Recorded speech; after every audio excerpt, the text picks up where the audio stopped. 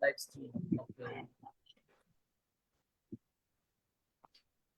Sana wag umulan kasi pag ganitong napakainit, after ng init, biglang umuulan eh.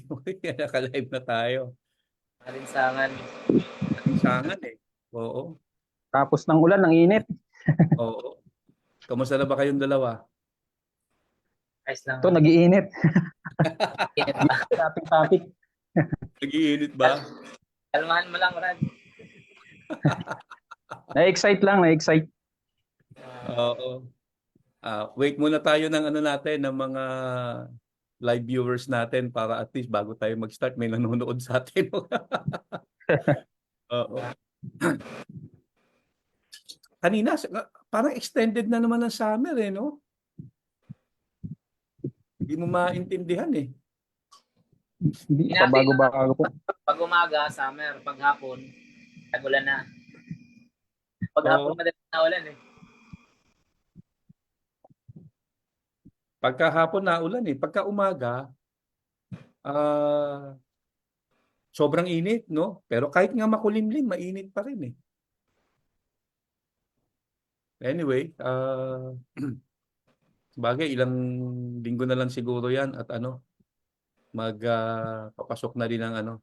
Kaya lang, problema natin, ganun din eh.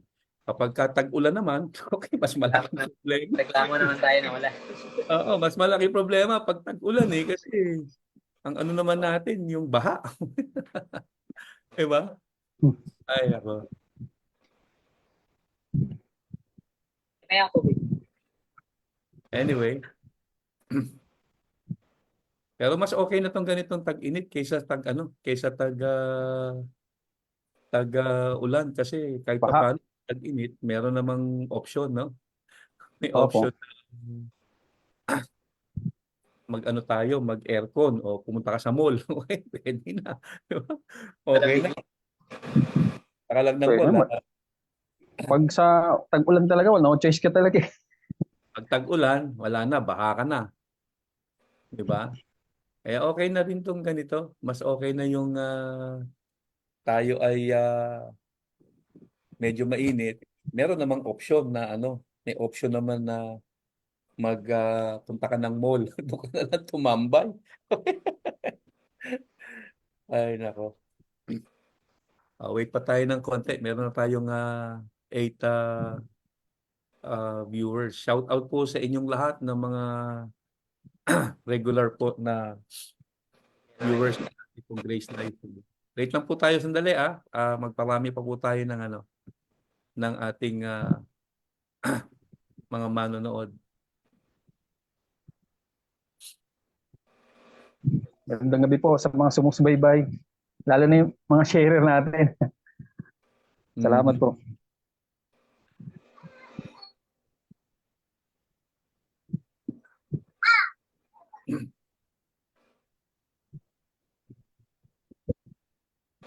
Wala si ano ngayon eh, no? Wala si Bishop Joel ngayon.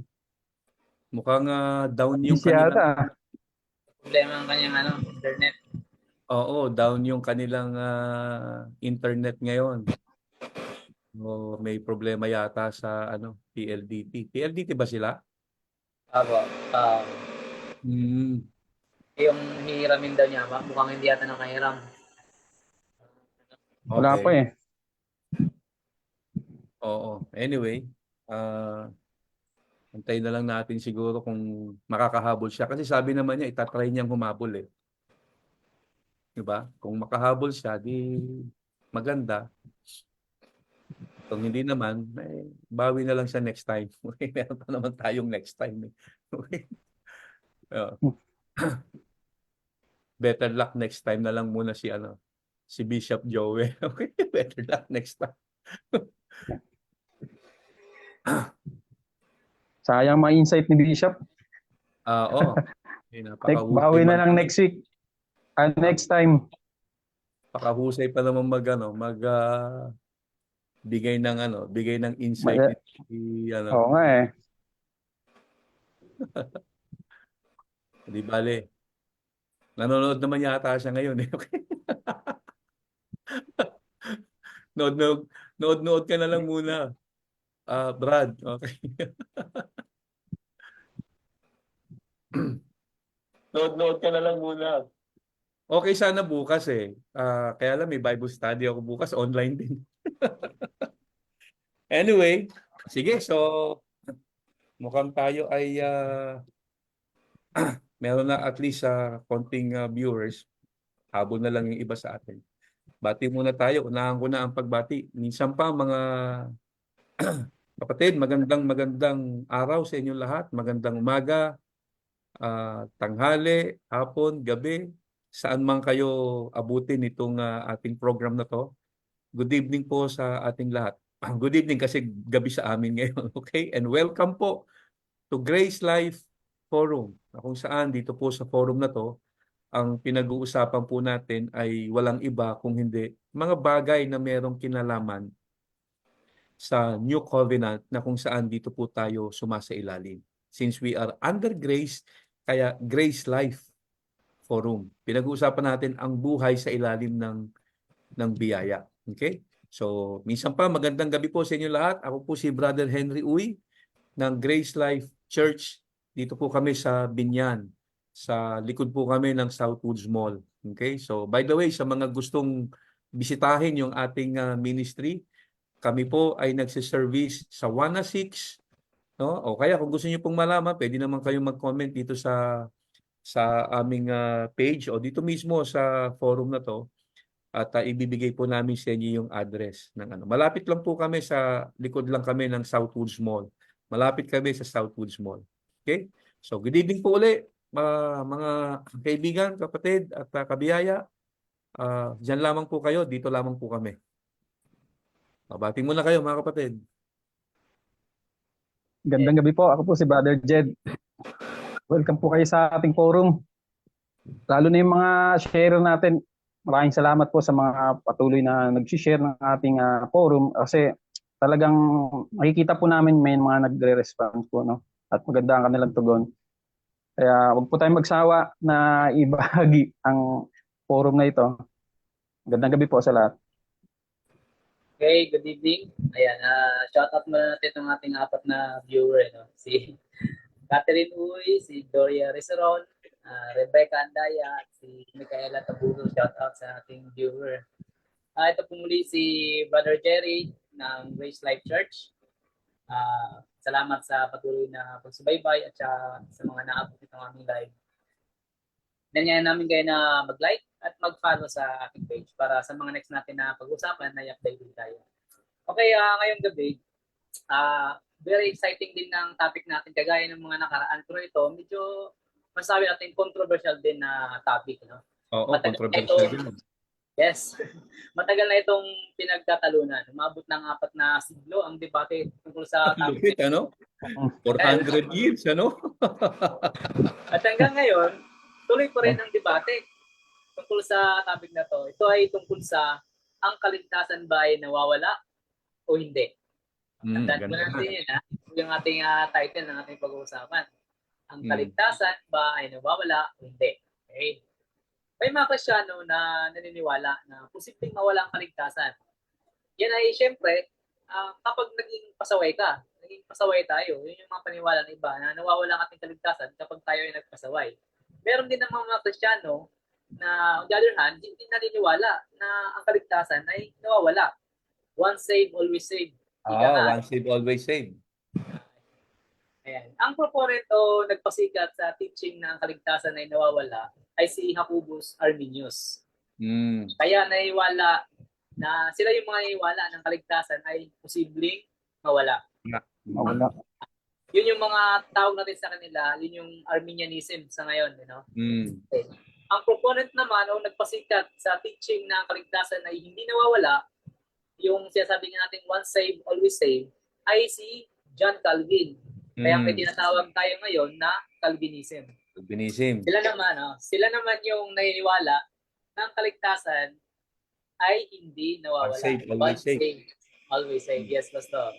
Ang nakakatawa sa part na yon na magkaiba ang kanilang paniniwala pero iisa yung Bible na kanilang ginagamit. Okay? Oo nga, no? Isang Bible na ginagamit pero magkaiba ng interpretasyon eh. Baka nga po, same version pa yun, no? Oo, isang verse din. Isang Oo. At parehas din naman sila na merong pinanghawakang verses sa paniniwala nila. Yes. Kaya nga sila firm doon sa kanilang stand kasi meron silang verse na supporting doon sa kanilang paniniwala. Yung Oo. mga Armenian naniniwala na ang kaligtasan ay nawawala, ang backup verses nila ay nagpapatunay na ang posisyon nila, yun yung posisyon nila, yung mga verses na kanilang hinawakan. Kaya talagang matibay yung kanilang stand.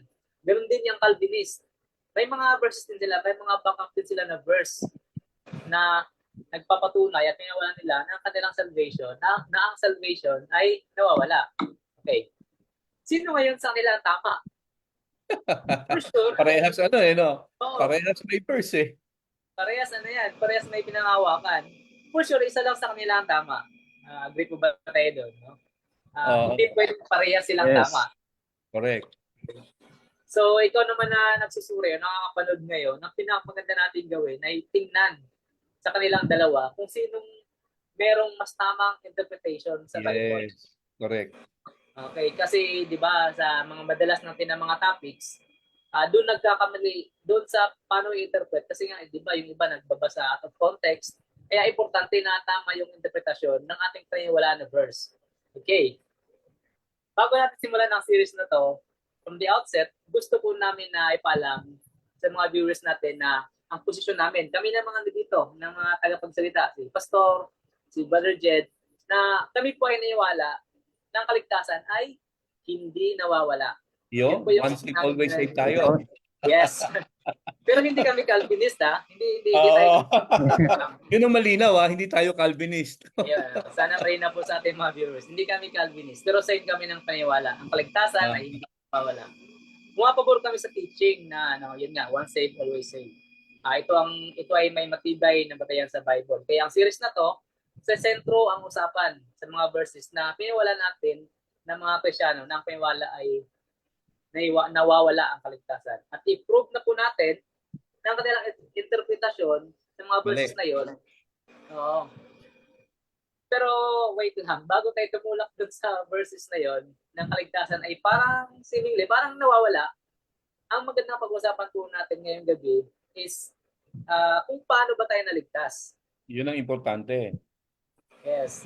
Ano ba ang paraan ng Diyos sa pagbibigay ng kaligtasan?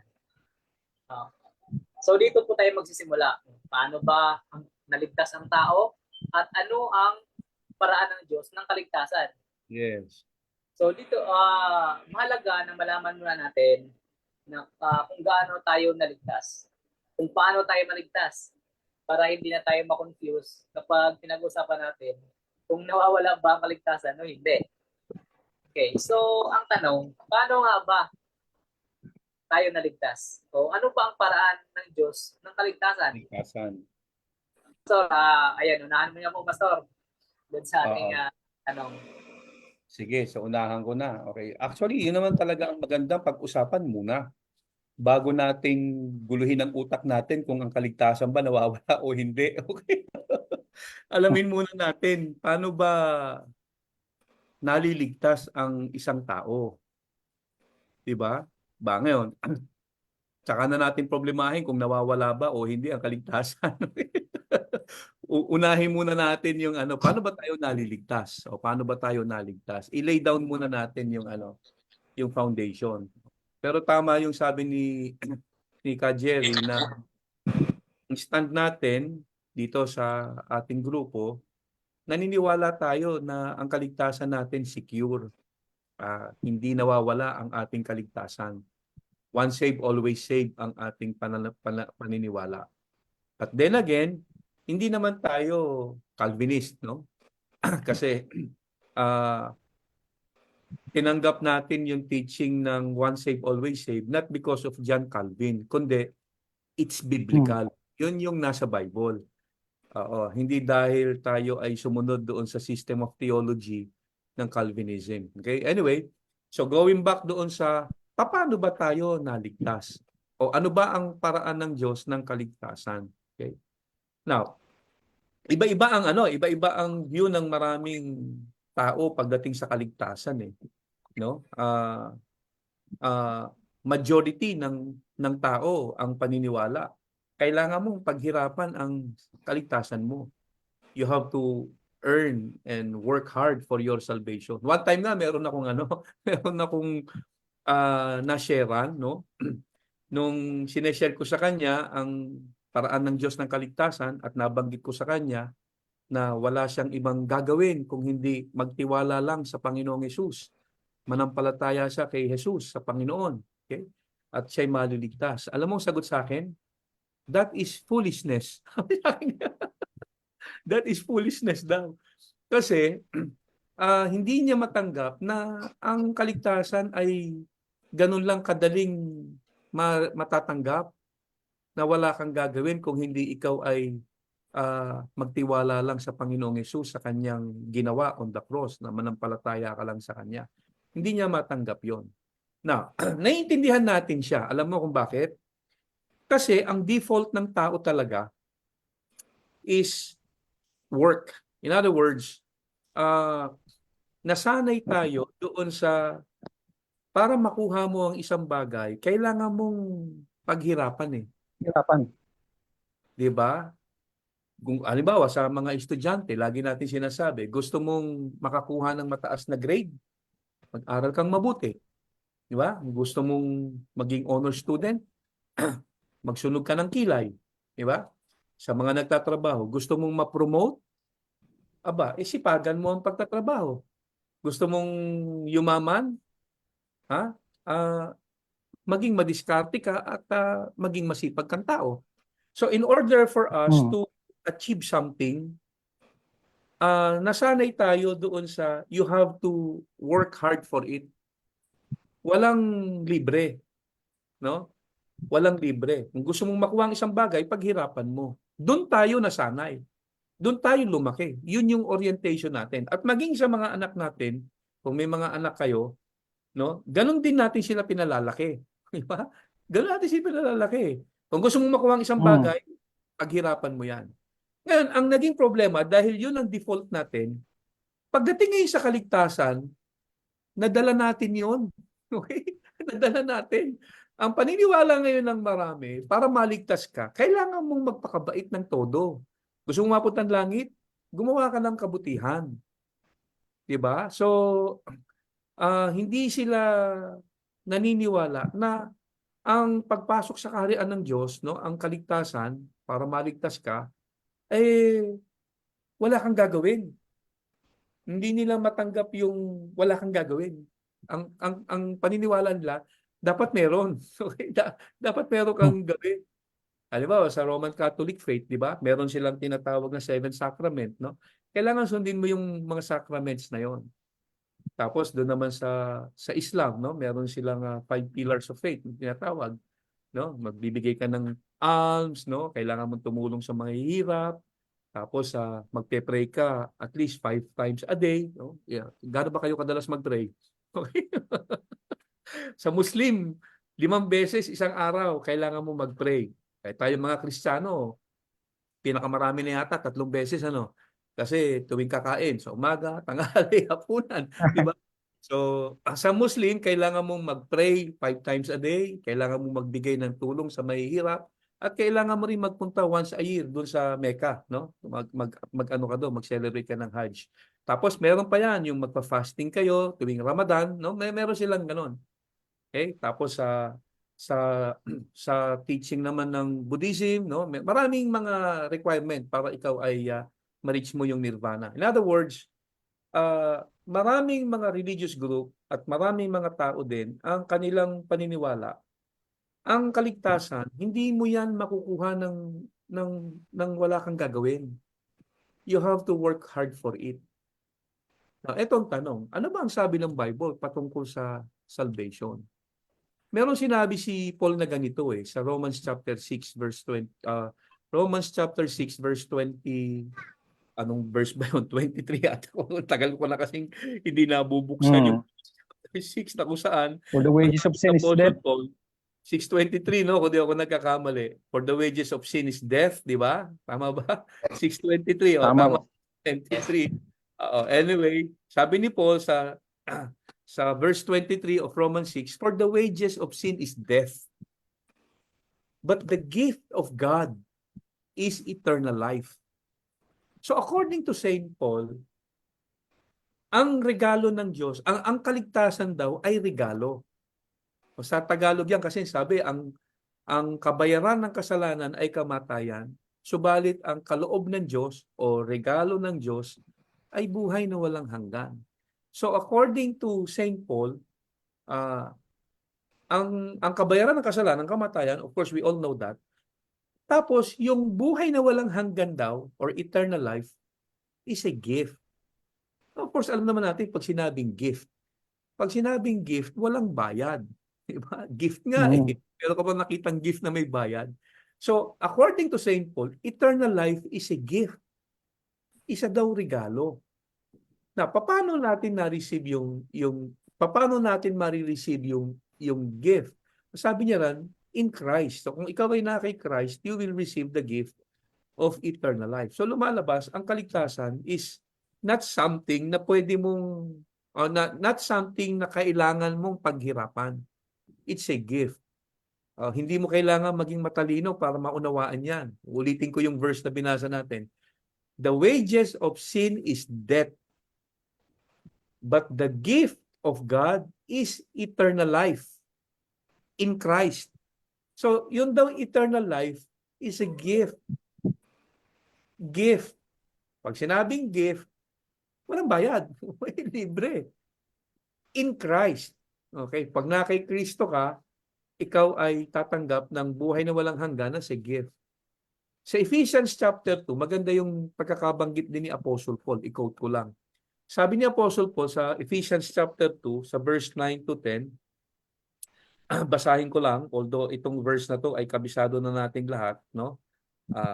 Ng mga Christians. Kasi itong verse na to, ito yung salvation verse na alam ng marami. O statement of faith ito ng karamihang churches. Sabi ni Apostle Paul, for it is by grace you have been saved through faith, and this is not from yourselves. It is the gift of God, not by works, so that nobody can boast. Okay? Sabi ni Apostle Paul, tayo daw ay naligtas. Past tense. You have been saved. Okay? Hindi ililigtas pa lang na tayo ay naligtas na.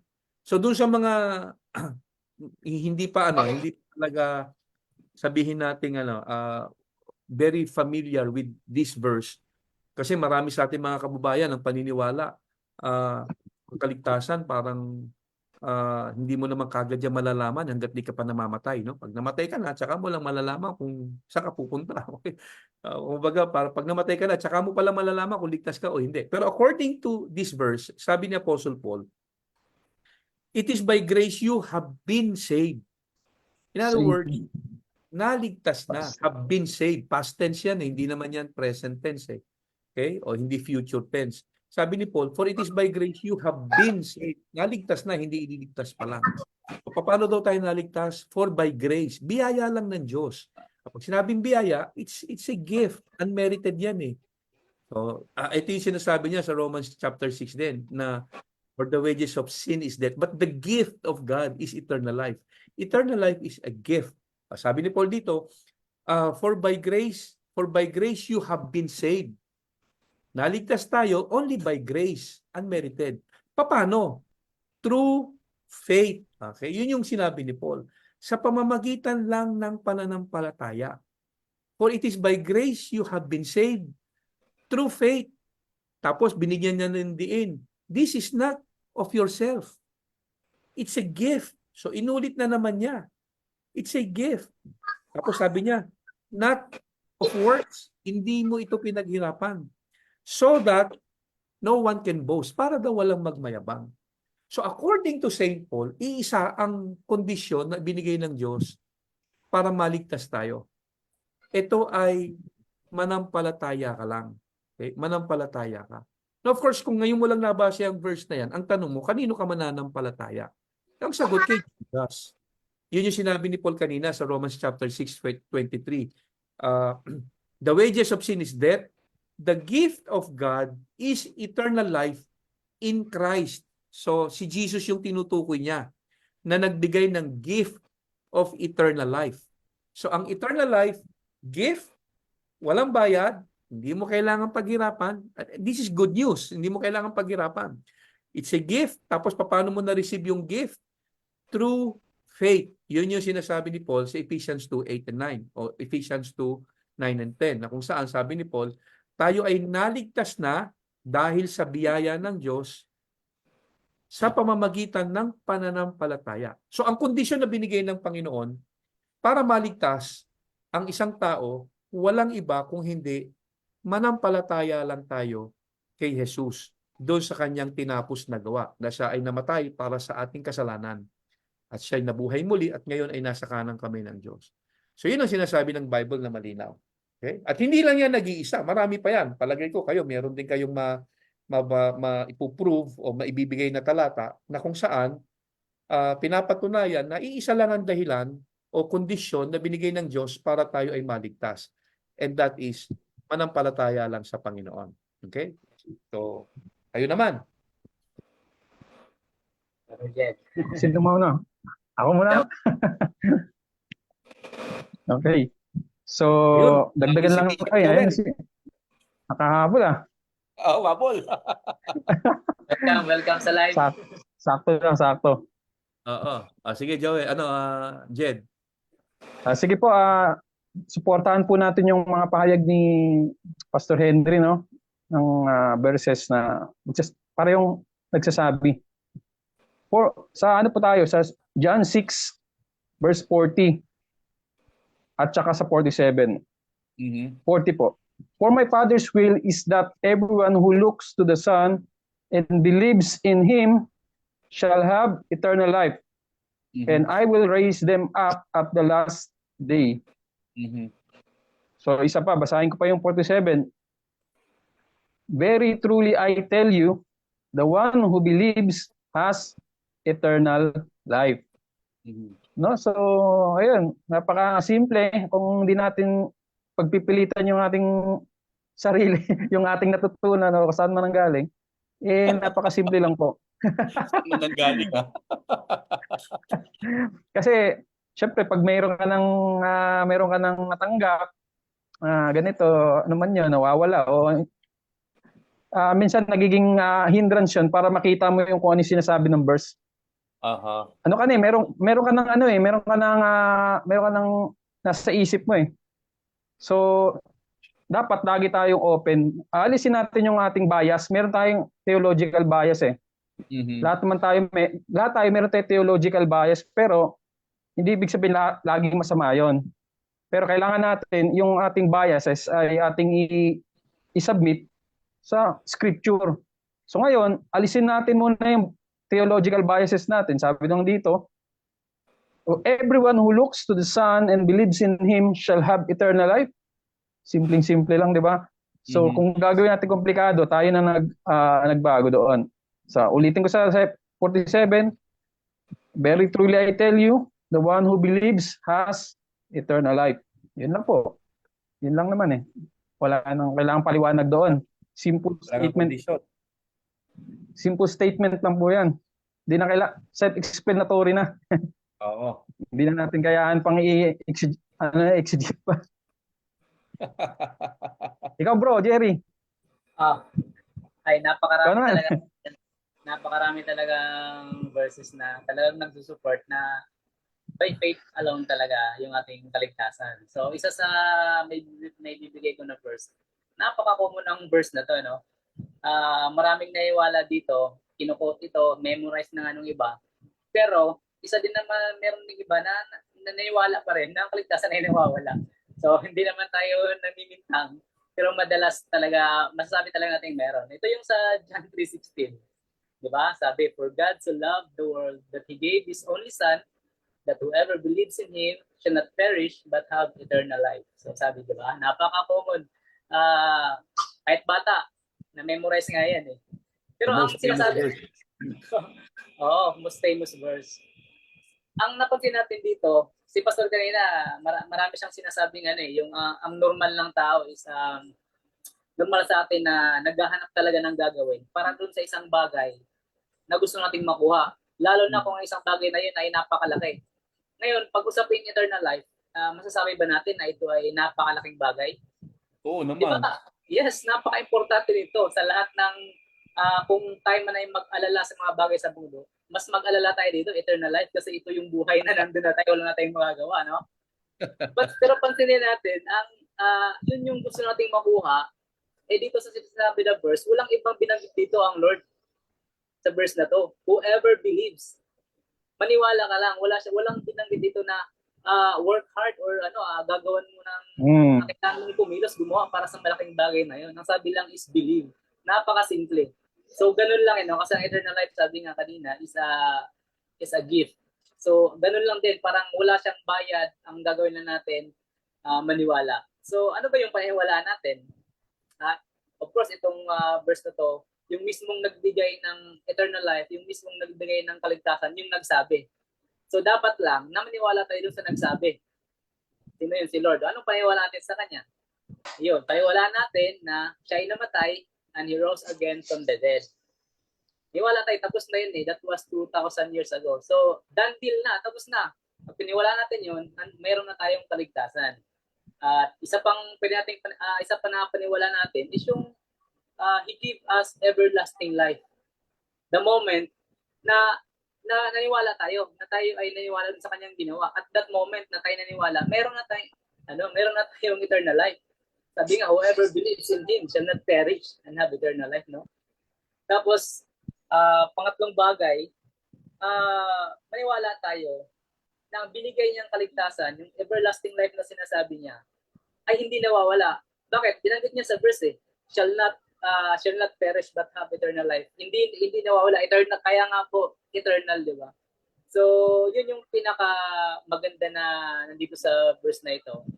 Yung pangako, napakalaking bagay, pero wala tayong ibang gagawin, kundi faith alone. Yes. Manampalataya lang. Yun, no? Tapos, meron naman tayong isa pang verse na sinasabi din sa John 5:24. Basahin natin sa NIV version. Ito idagdag ko lang din kasi binabanggit natin yung mga verses ngayon na talagang nagpapatunay na talagang faith lang ang paraan ng Diyos para tayong maligtas. Sabi sa John 5:24, very truly I tell you, whoever hears my word and believes in Him who sent me has eternal life and will not be judged but has crossed over from death to life. Ang ganda ng dito. Ang ganda ng mga pangako na nakapaloob sa verse na to. Isa-isahin natin yung binanggit niya na has crossed over from death to life. So grabe, no? Doon sa past natin, tayo, natawid na natin yung, nasurpas na natin yung kamatayan. Nandun na tayo sa Kanyang pangako na yung buhay. Buhay na walang hanggan. Nag-crossover na tayo from death to life. Yes, napakagandang pangyayari, no? Tapos, meron na tayong eternal life sa present, the moment now we believe. Okay? Tapos, binanggit dito na we will not be judged. Ay, ang judgment ba mangyayari ngayon? Ngayon ba? Hindi eh. Pag namatay na tayo. So, ibig sabihin, nasa future yun. Sinabi dito sa verse na to, we will not be judged. Diba? So, ibig sabihin, pati yung future natin, the moment na we believe, ngayon, yung future natin, hindi na tayo, wala na doon. Wala na problema. We will not be judged. So, ano yung pinakagagawin lang natin? Maniwala lang. Believe. Yun lang ang binanggit sa mga verses na binigay ko. Yun lang ang condition na binigay ni Lord doon, no? Believes lang talaga. Pag sumampalataya ka, nag-crossover ka from death to life. May buhay na walang hanggang ka. Tapos sa hinaharap, hindi ka nahahatulan. Hindi nahahatulan. Ang ginawa mo lang, sumampalataya ka. Maganda yung Bigyan natin ng kuha natin ng payag si Brother Joe. Welcome sa Bishop. Nakahabol no? Pabol. Paano nasolusyonan? Hindi ko na alam kung anong verse ang gagamitin ko. Mukhang nasabi nyo na lahat. Meron yan. Ano ko dyan? Doon na lang ako siguro magbibigay ng komento doon sa believe. No? Kasi ang pwede lang naman maging kabaliktaran ng believe ay yung unbelief. Aha. Unbelief, di ba? At isa sa pundasyon kung bakit na walang pananampalataya, of course, pride. Kasi ano yan eh, kailangan mong maniwala, sumampalataya sa Panginoon. Ngayon, kung hindi mo gagawin yon, posible, hindi sa Diyos ang pananampalataya mo. At posible na mangyari, ilagay mo sa sarili mo. Kaya nga, ang gusto ng Diyos, yung kaligtasan mo ay maging pananampalataya lang 100% ipagkatiwala mo sa Kanya. Kasi mula sa simula pa, nagkaroon na ng problema eh. Isipin mo kay Lucifer na napakaganda yung kalagayan, di ba? Wala namang wala namang dahilan para tubuan siya ng pride. Nasa buhay na siya eh. Anghel na siya eh. Nasa mataas na siyang kalagayan, yung kanyang posisyon. Pero nasumpungan pa ng pagiging palalo ng pride. So Oo. nung pumasok na yung pride, doon na nawala yung kanyang belief. Kasi ang gusto niya, itaas niya na yung sarili niya.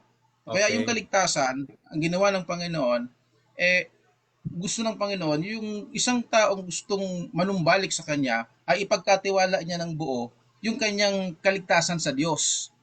Kasi hindi ngayon yung ginawa ni Lucifer eh. Na kung tutusin, ligtas nga siya eh. Pero inilagay niya yung sarili niya dun sa mas miserableng kalagayan eh. Dahil dun Sa Mm. sa, langit na eh, no? nasa langit ka na eh. Ah, pero ang gusto mo, gagawa ka ng bagay para sa sarili mo at gusto mo higitan yung lumikha sa'yo. Yun yung kabaliktaran ng believe. Kasi yung believe mo, napunta sa sarili mo. Na ang pundasyon nun, Mm. pride. Yun yung nasumpangan sa puso. So yun yung bagay na gusto ng Diyos mawala sa tao. Kaya yung kaligtasan, ipagkatiwala mo sa Diyos. Kaya hindi mo dapat samahan ng bagay na magagawa mo yung kaligtasan. Kasi pag nilagyan mo na ng magagawa mo, doon na papasok ngayon yung boasting. The Ephesians chapter 2 verse 8 to 9. Mhm. Kaya hindi kailangan meron kang gawin para maligtas ka. Kaya ang kaligtasan, pananampalataya lang.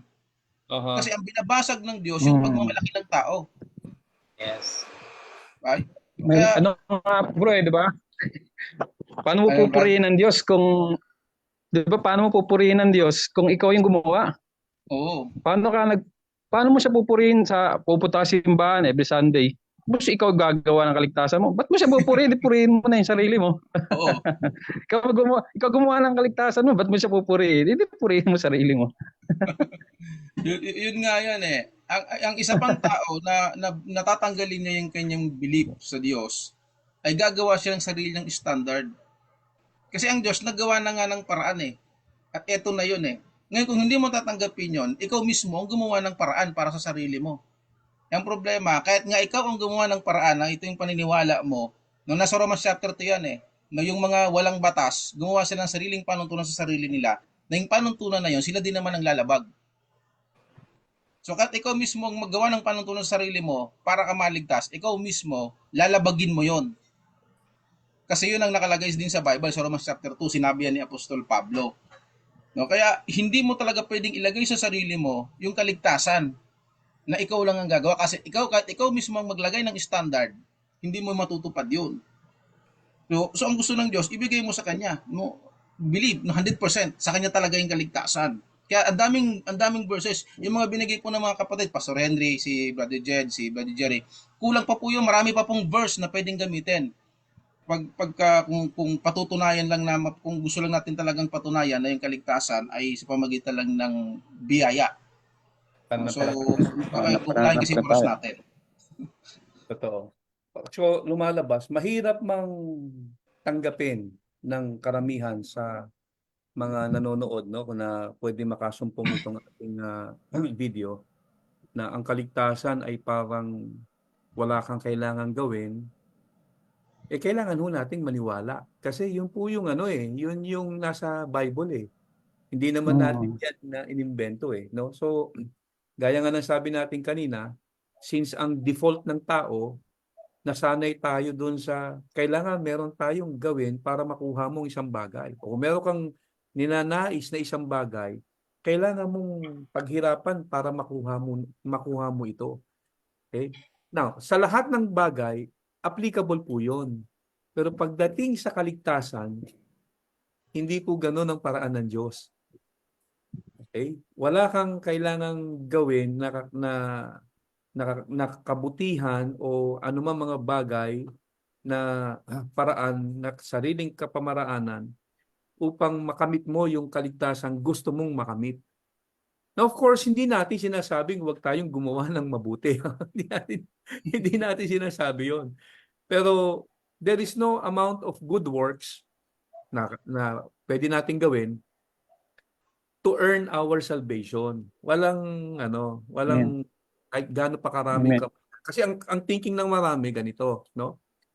Lahat naman tayo nagkakasala, pero para tayo makapasok ng langit is do more good than bad. Dapat mas marami kang nagawang kabutihan kumpara doon sa sa mga kasalanan mo. And by doing that, na mas marami kang nagawang mabuti, pwede kang makapasok ng kaharian ng langit. Halos lahat ng tao. 'Yun yung paniniwala. But then again, hindi ganun ang sinasabi ng Bible. So you have to believe in the Bible. Karamihan naman kasi na meron ganyang paniniwala. Hindi kasi familiar sa salita ng Diyos. Hindi sila aware na ito ang sinasabi ng Bible. So kanina marami na tayong nabanggit, no? Yung binanggit ni Brother Jerry, the most famous verse in the Bible, John 3:16. For God so loved the world, He gave His only Son. Whoever believes in Him shall not perish but have eternal life. So isa lang yung kondisyon na binigay ng Lord para maligtas. Whoever believes in Him will have eternal life. Tapos yung kinote ni Jed, whoever believes in me, sabi ni Jesus, John 6:47, whoever believes in me has eternal life. Kasi yung kinote ko naman kanina, di ba? Sa Ephesians 2. Ganun din, for by grace you have been saved. Sa Acts chapter 16, dagdagan ko lang, no? Sa Acts chapter 16, sa verse 30 to 31, merong experience si Apostle Paul na na-encounter niya yung jailer na kung saan nagtanong sa kanya na anong dapat namin gawin para maligtas. Sabi ng Philippian jailer, what must we do to be saved? Ang sagot ni Apostle Paul, believe in the Lord Jesus and you will be saved. So yun yung sinabi ni Apostle Paul doon sa tanong ng mama. Nagtanong yung mama sa kanya, anong dapat namin gawin para maligtas? Very straightforward yung sagot ni Apostle Paul. Very clear, hindi ka malilito. Sabi ni Paul, believe in the Lord Jesus and you will be saved. Okay? Hindi naman mahirap intindihin yun. Anong sabi niya? Believe in the Lord Jesus and you will be saved. Now, saan napulot ni Apostle Paul yung paniniwalang yon? Kay Jesus mismo. Ano sabi ni Jesus doon sa kinote ni Jed? Whoever believes in me has eternal life. Doon sa kinote ni Brother Jerry na John 3:16, for God so loved the world, He gave His only Son. Whoever believes in Him shall not perish but have eternal life. So, iisa ang talagang talagang sinisigaw ng Bible sa kung paano maliligtas ang isang tao. Believe in the Lord Jesus. Anong paniniwalaan mo sa Kanya? Na of course, Siya ay namatay para sa lahat ng iyong kasalanan. At Siya ay muling nabuhay at naluklok sa kanang kamay ng Diyos. And bukod pa ron, sabi rin sa Romans chapter 10, madagdag ko lang, sabi sa Romans chapter 10, bukod sa maniniwala ka na si Jesus ay namatay para sa ating kasalanan, sabi ni Apostle Paul sa Romans chapter 10, if you confess with your mouth that Jesus is Lord and believe in your heart that God raised Him from the dead, then you will be saved. So, additional lang, sabi ni Paul, no, kung ikaw ay iahayag mo na si Jesus ang Panginoon, no? In other words, meron siyang authority sa buhay mo, no? Siya ang Panginoon, siya ang anak ng Diyos. At maniniwala ka sa puso mo na siya ay nabuhay na magmuli. Okay, you will be saved. Again, isa lang yung yung condition na binigay talaga sa lahat ng mga verses na binasa natin. Believe in the Lord Jesus. Okay?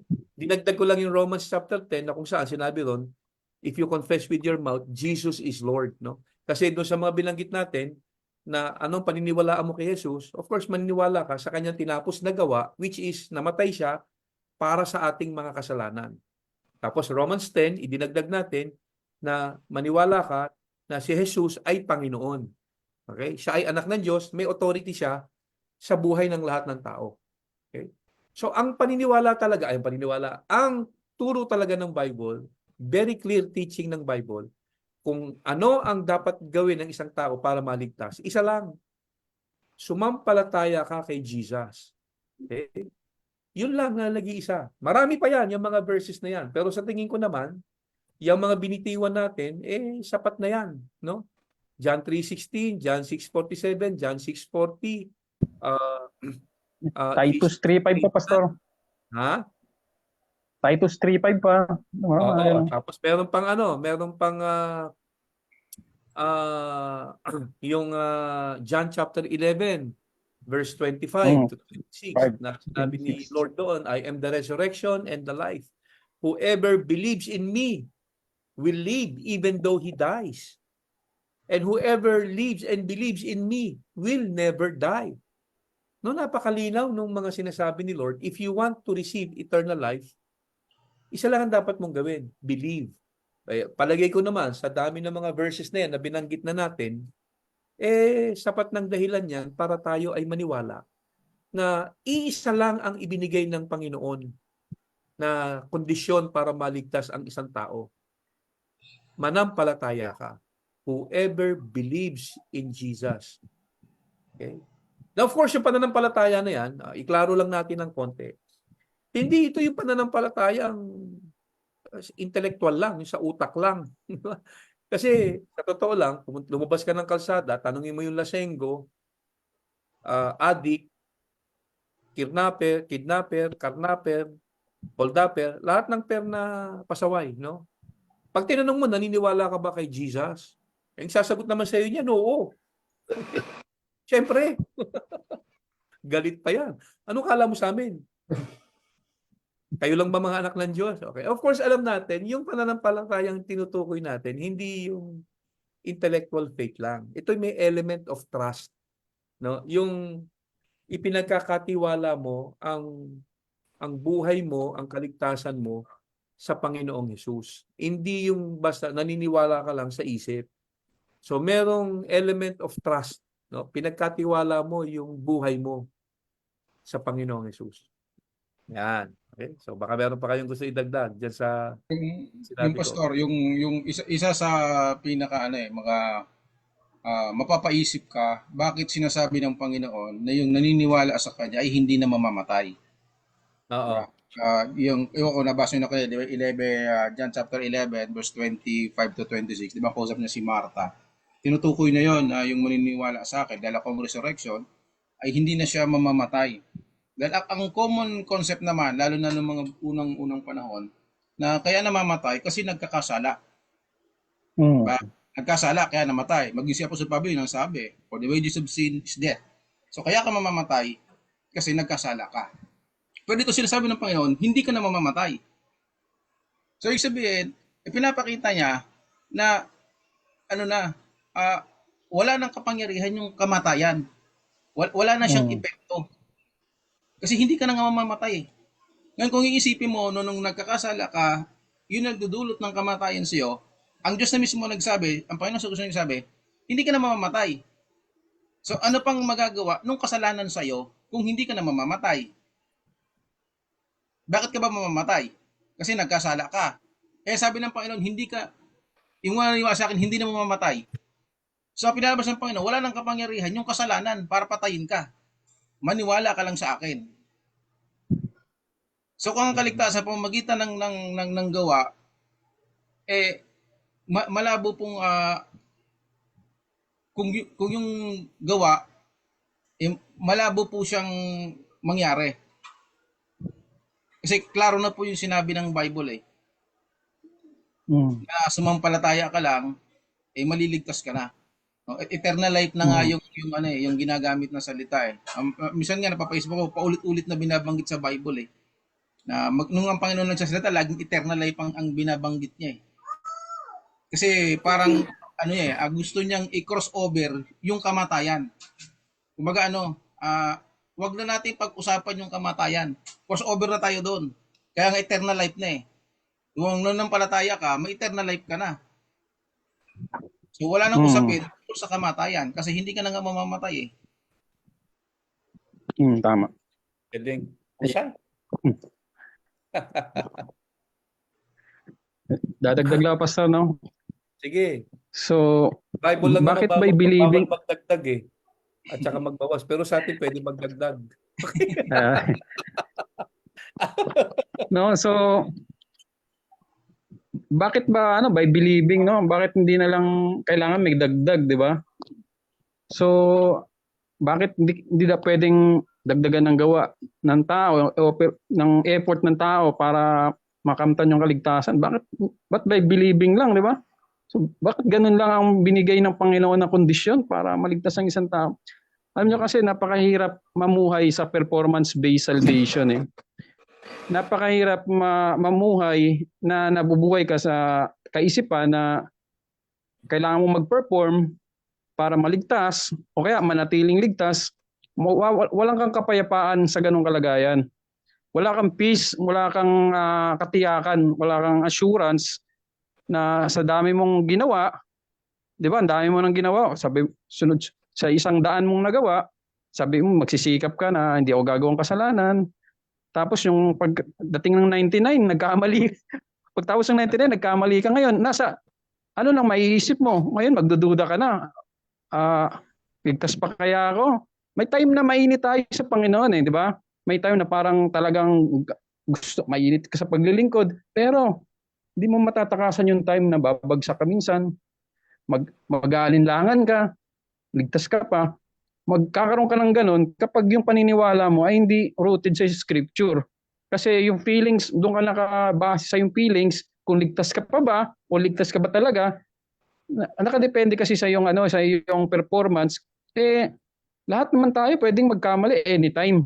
So, kapag nakabase sa performance yung salvation, ay talagang hindi mo masasabing maliligtas ka kasi sa dami mong magagawang mali, ay tama, kahit isang mali lang doon, magdududa ka na eh. Kung okay ka pa ba?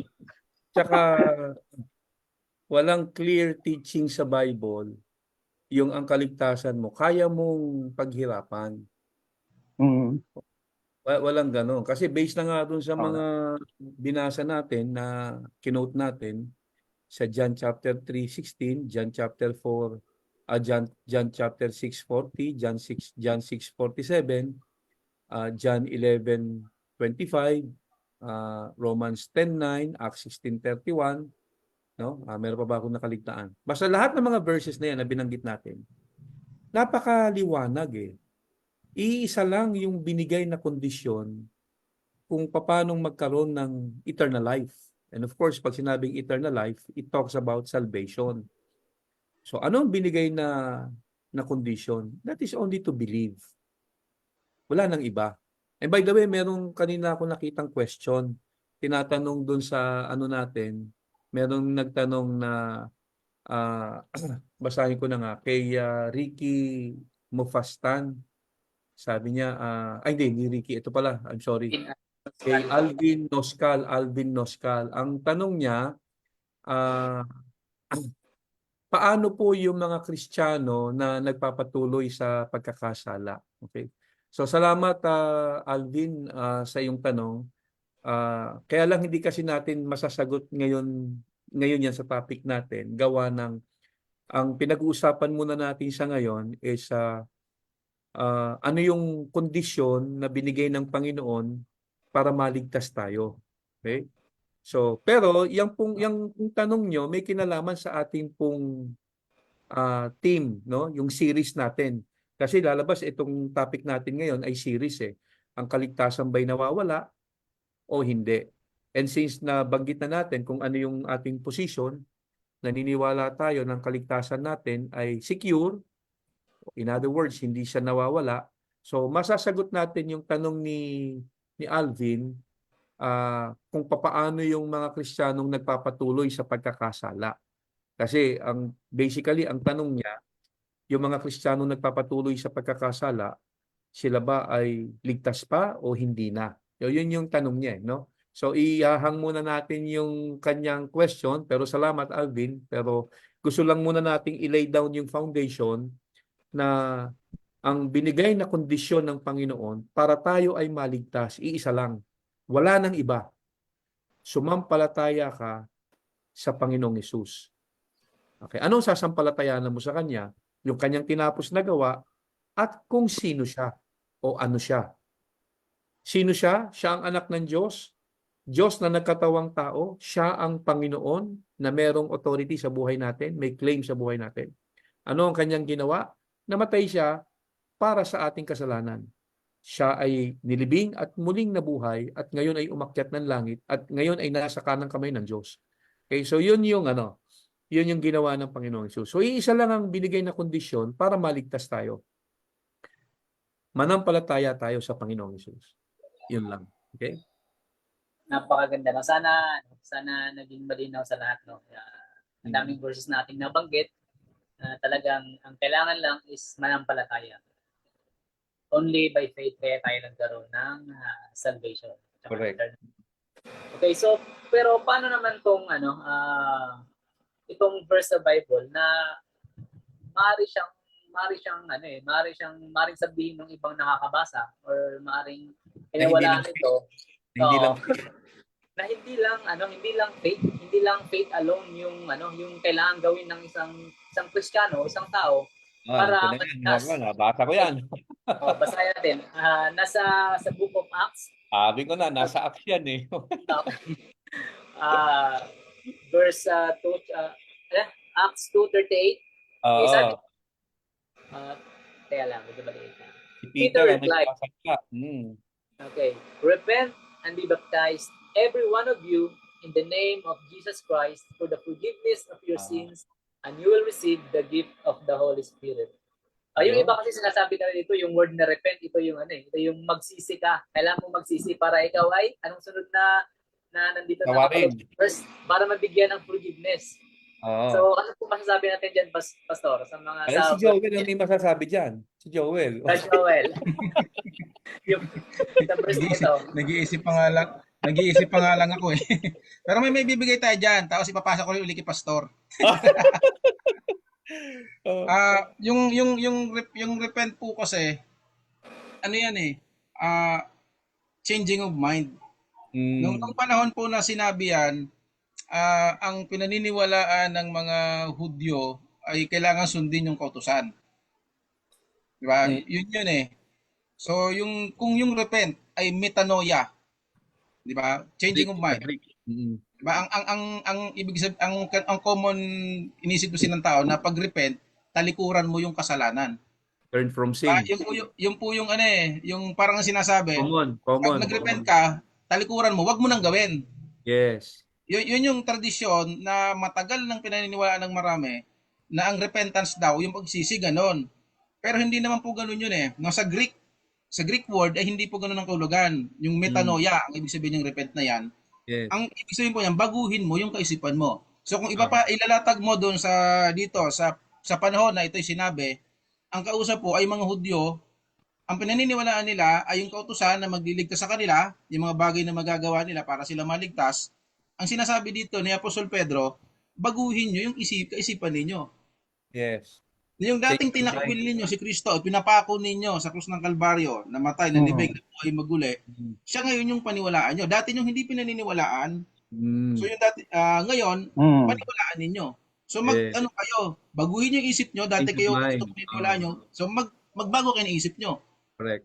Yun po yung ibig sabihin ng verse na yan, no? Yung pagkagamit nung salita po na yan. Yes. Tapos yung kasunod po niyan, si Pastor Henry na po bahala. Si Jet naman. Si Jet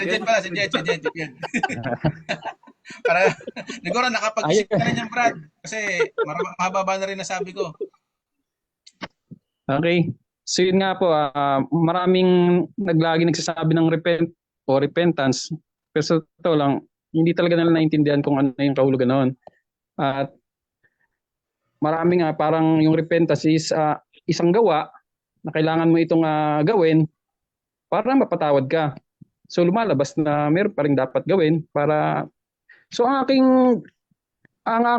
papaliwanag ko yung repentance ko ay yung repentance sa ito ay 'di ba sabi nga baguhin yung isipan, ito yung kahulugan nito metanoia.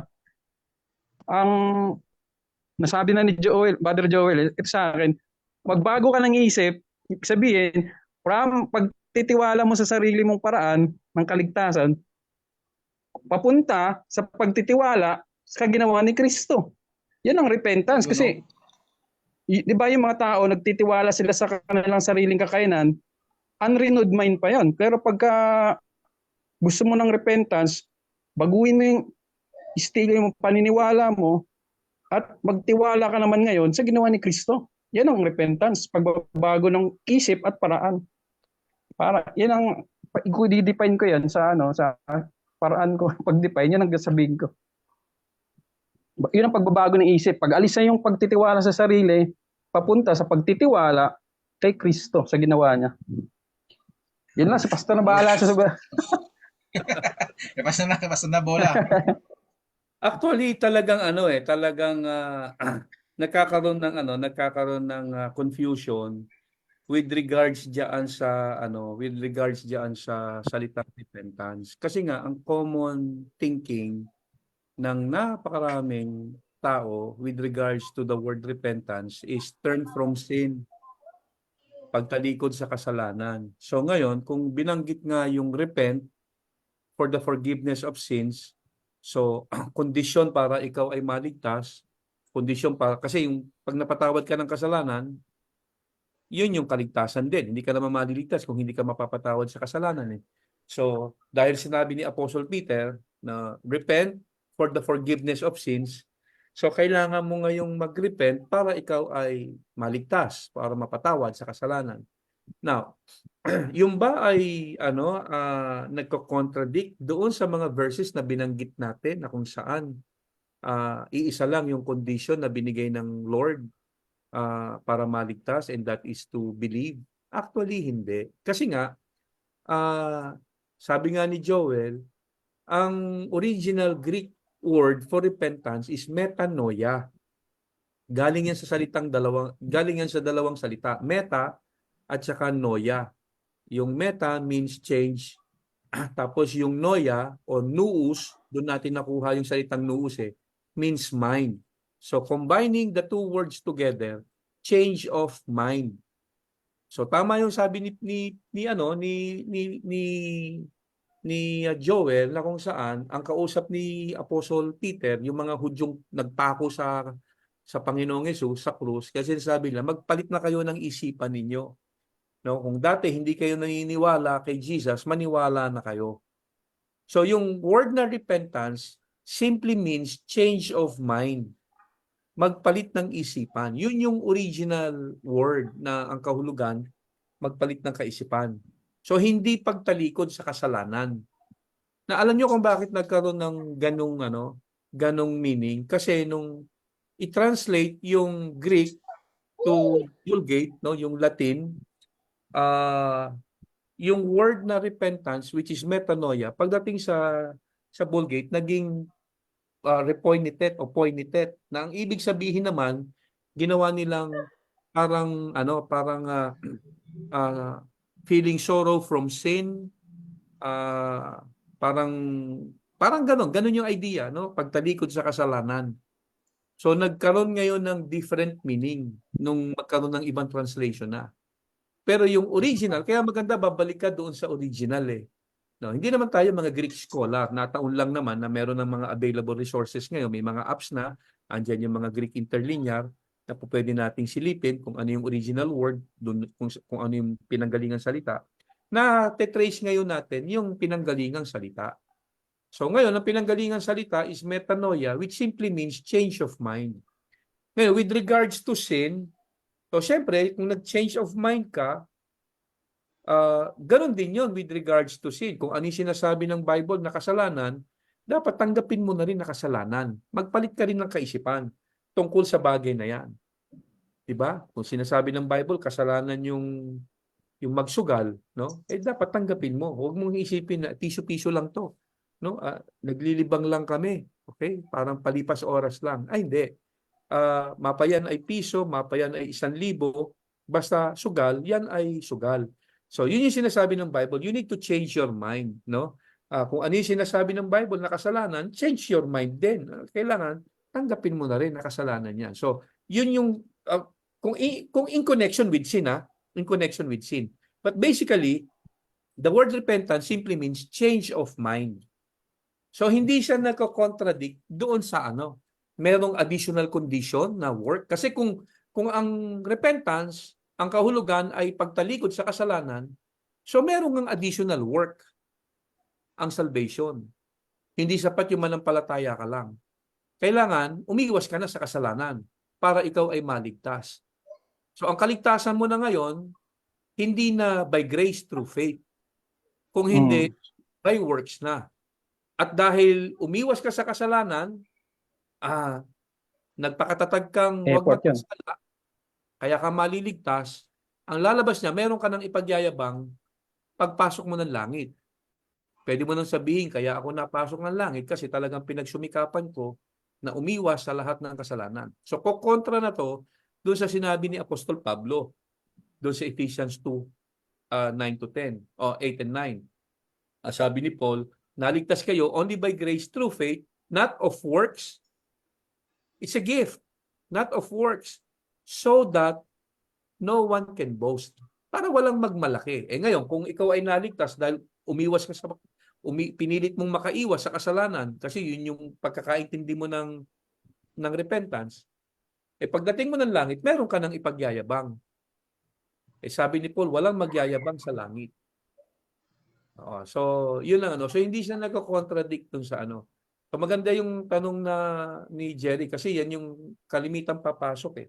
And by the way, yan din ang mga teachings ng karamihang mga ibang religious group, no? Kagaya ng nasa Roman Catholicism, ganyan din naman sa Iglesia ni Cristo, sa Jehovah's Witness, o maging sa dating daan, no? Yan yung mga teachings nila. Kailangan mong talikuran ng kasalanan para ikaw ay maligtas. Okay. But then again, kakalaruhin lang natin. Hindi ho natin sinasabing huwag tayong tumalikod sa kasalanan, ha? Hindi ho natin sinasabing huwag tayong umiwas sa kasalanan. Huwag tayong umiwas sa kasalanan. Dapat lang tayong tumalikod sa kasalanan. Pero walang maiko-contribute sa kaligtasan natin yung pagpapakabuting tao natin. Hindi po yan makakatulong sa ating kaligtasan. Ngayon, pag ligtas ka na, dapat ka lang magpakabuti. No? Kumbaga parang gratitude na lang. Tumatanaw ka ng pasasalamat sa Diyos. Hindi dahil gusto mong maligtas. Yan, no? Meron pa kayong gusto idagdag? Yan nga. Sana malinaw sa lahat na.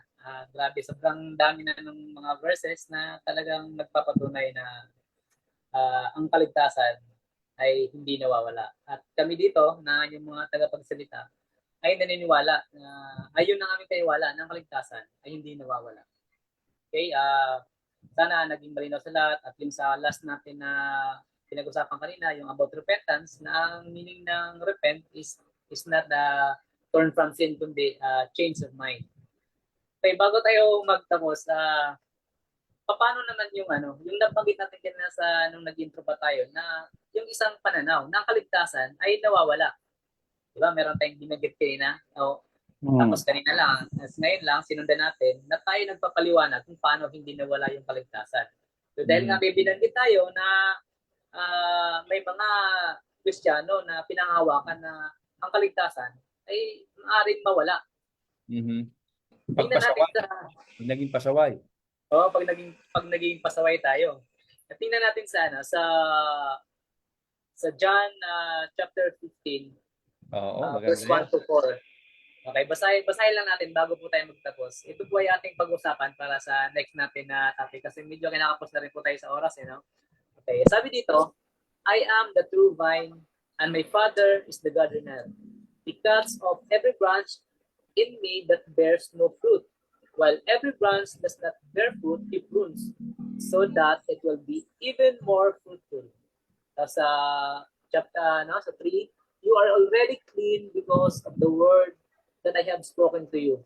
Okay, dapat kasi natin dito na ano eh, may pag-cut off eh kapag hindi ka namunga, Itutuling ka. tatanggalin ka. Dari ka. Di ba? Ano masasabi natin dito bago tayo magtapos, Pastor? Oo, siguro next ano natin 'yan, ihang natin 'yan ano kasi kulang tayo sa oras. 'Yan yung ano natin. 'Yan yung pag-uusapan natin Kailangan sa nila abangan yan. sa susunod na discussion natin, no? May kinalaman na 'yan. Doon yung palagay ko matatakel na natin yung question nung isang Apo. viewer natin na kung saan papaano yung mga nagpapatuloy sa pagkakasala. Of course, posibleng nasa isip nga niya, sila ba'y ligtas pa rin? No? Anong masasabi natin doon? Okay, so may kinalaman 'yon. So sana manonood pa rin siya, naka-follow siya sana sa ating live stream next time, no? Sa susunod na isang linggo. Every other Thursday kasi tayo no? Not unless meron nang Wednesday. sa atin na gusto namin every week na kayo. Pero kung wala naman, para hindi naman tayo masyadong loaded, every other week tayo magla-live, no? So yun ang i-discuss natin next week, no? Next week. Pag pinutol na, okay? Paano 'yan? Sila ba ay ligtas pa o hindi na? Yan yung topic natin next week. Okay. Sige, paalam tayo. Tayo ay overtime na. Unahan ko na. Magandang gabi uli sa inyo mga kapatid. At sana itong topic natin ngayong gabi nagbigay sa atin ng karagdagang kaalaman patungkol sa ating kaligtasan. At doon sa mga first time lang na nakapakinig, maraming salamat po sa inyong pagsama sa amin. And sana po, consider nyo yung nag-iisang kondisyon na binigay ng Panginoon para tayo maligtas. Ayan, walang iba. Amen.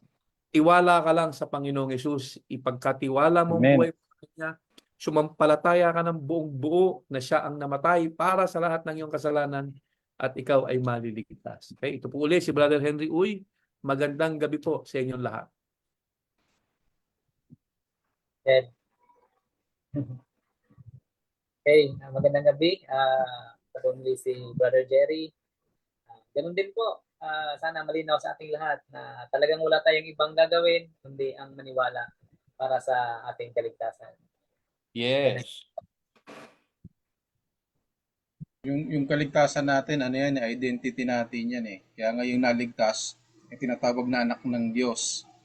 Kumbaga, wala kang kayang idagdag dyan para lalo kang maging anak at wala ring pwedeng mabawas na magagawa mo para hindi ka maging anak. Kasi di ba sabi dun sa binasa natin kanina, yung kamatayan ay wala nang kapangyarihan. So walang magagawa anuman yung mga bagay na maaring magdulot pa ng kamatayan kung ikaw ay hindi na mamamatay. So hindi na makakabawas ng identity mo yan. At wala ka rin namang magagawa para dagdagan yung identity mo. Dahil yung pananampalataya ay yung kaligtasan ay sa pananampalataya lang. So nawa po ay panghawakan po ng marami yan at nawa sa mga susunod pa pong linggo ay mas mapatibay natin siya. Kaya maigi po na andito pa po kayo o andito muli kayo para masundan natin kung paano siya mas lalong magkaroon ng kumbaga saligan. Mapalalim pa natin, mapalawak pa natin yung usapin patungkol po diyan. So salamat po sa mga kasama namin ngayon at nawa sa mga dating pa pong pag-uusap o ito pong aming forum ay makasama po namin kayo. Isa pong mabiyayang gabi po sa lahat. Okay po, no? So, salamat po sa mga nanonood. Ngayong gabi, no, ating tinalakay yung pundasyon, yung paano tayo maliligtas. At alam ko, napakaraming katanungan sa usaping ito kasi talagang laging may reasoning, laging may mga tanong. Kaya encourage ko po na yung mga may katanungan talagang sumubaybay dito kasi series po ito eh. So mahaba-haba ito kasi marami talaga itong sanga-sanga ng mga tanong. So kaya I encourage na mag-share din po tayo, i-share din po natin sa iba kasi itong topic na ito ay ilang siglo na to pinag-uusapan hanggang ngayon hindi pa rin masettle. So ganun talaga pero ang magagawa lang natin mga kapatid ay share natin, no. Malay nyo sa magitan ng forum na ito, yung iba maliwanagan, di ba? Tanggapin nilang katotohanan. So susunod, medyo mas lalalim po tayo mga kapatid, no? Kaya sana nandun kayo ulit. Magandang gabi po. Ako po si Brother Jed. Kita Yun. hits. Sige po. Magandang gabi po sa ating lahat. See you next week. Stay safe.